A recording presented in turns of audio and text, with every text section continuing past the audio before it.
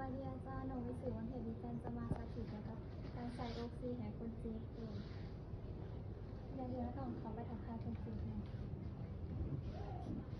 สบายดีพอลูกวิเสือวรรณเทวีจันทร์ที่ประสงค์ในวันนี้ลูกจะมาใส่ออกซิให้เด้อพอนอนขาข้าวหนึ่งเด้อลูกขอไปเตรียมอุปกรณ์ก่อน